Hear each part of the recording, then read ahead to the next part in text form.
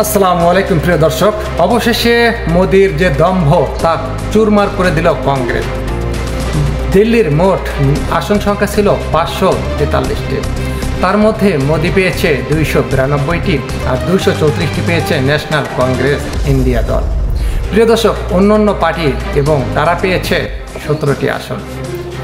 অবশেষে ভারতে অনেক আগে থেকে অর্থাৎ 15 বছর ধরে গাদ্দারি করে আসতেছিলেন একনায়কতন্ত্র রাজনীতি মোদি। অবশেষে তার সমাপ্তি ঘটালো কংগ্রেস নেতা ইন্ডিয়া। মোদি মসজিদ ভেঙে কিন্তু মোদি মন্দির নির্মাণ করেছিল। অবশেষে তার ক্ষমতার বাহাদুরি এবং দম্ভ চুরমার করে দিল ন্যাশনাল কংগ্রেস ইন্ডিয়া। দিল্লির নির্বাচন কমিশনার সম্পূর্ণ আনুষ্ঠানিকভাবে ফল প্রকাশ করেছেন। 543টি আসনের মধ্যে 292টি আসন পেয়েছেন মোদি, 234টি আসন পেয়েছে ন্যাশনাল কংগ্রেস, অন্যান্য দল কিন্তু পেয়েছে 17টি। প্রিয় দর্শক, এখন কিন্তু দেশটা চলবে কংগ্রেসের অধীনে। দেশের যে কোনো কাজকর্ম করতে হলে মোদিকে কংগ্রেসের নেতৃত্বেই করতে হবে। মোদির আর কোনো পাওয়ার এবং ক্ষমতা থাকছে না, দেশটি নিয়ন্ত্রণ করবে সম্পূর্ণ কংগ্রেস। কেননা মোদি 15 বছর ধরে নিয়ন্ত্রণ করে আসছে। তারা আশা করেছিল 450টিরও বেশি আসন পাবে বিজেপি। অবশেষে তাদের আশা ভরসা একেবারেই চুরমার এবং নন্ডভণ্ড করে দিল ন্যাশনাল কংগ্রেস ইন্ডিয়া। দর্শক, মোদি কিন্তু একনায়কতান্ত্রিক এবং রাজনীতি করতেন। তিনি অন্যান্য বিরোধী দলের অনেক নেতাকর্মীকে বিনা কারণে কারাগারে বন্দী করেছেন। অনেক নেতাকর্মীকে কারাগারে নির্যাতন করেছে এবং অনেকে এখন পর্যন্ত বন্দী রয়েছেন। রাজনীতি মাঠ গরম করার জন্য এবং ঝাঁপিয়ে পড়েছিল মোদির বিজেপি বাহিনী।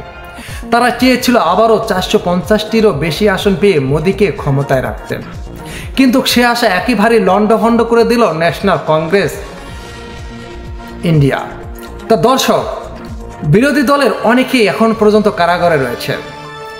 নেতা নেত্রীকে তারা বিনা কারণে কারাগারে রেখেছিলেন এবং অনেক নির্যাতন করেছে তাদের উপর। প্রিয় দর্শক, মোদি ছিল একনায়কতান্ত্রিক। তিনি কখনো চাননি মুসলমানদের ভালো এবং তিনি সবচেয়ে হিন্দুত্ববাদের সুফল কামনা। দর্শক, এই মোদি মন্দির ভেঙে মসজিদ তৈরি করেছেন। শুক্রবারে মুসল্লিরা নামাজ পড়তে গেলেও তাদেরকেও গণপিটুনি দিয়েছে সে দেশের পুলিশ এবং বিজেপির কর্মকর্তারা। দর্শক, অন্যায়ভাবে অন্যায় করা হয়েছে এই মুসলমানের ওপর। অবশেষে সেই শক্তি এবং পাওয়ার ঘনিয়ে এসেছে মোদির। এবার ন্যাশনাল কংগ্রেস দিল্লি দেশটি পরিচালনা করবে। মোদির আর একনায়কতন্ত্র ক্ষমতা চলবে না দিল্লিতে, কারণ মোদি 15 বছর ধরে অনেক মানুষের উপর নির্যাতন, হয়রানি এবং বিনা কারণে অনেকে কারাগারে বন্দী করেছিলেন। ভারতের মোদির বিপক্ষে কিন্তু ছিলেন মমতা ব্যানার্জি। তিনি কিন্তু দেখে দিয়েছেন তিনি কিন্তু সেই একজন লেভেলের রাজনীতিবিদ। তিনি মোদিকে চোখে আঙ্গুল দিয়ে দেখিয়ে দিয়েছেন তিনিও একজন রাজনীতিবিদ।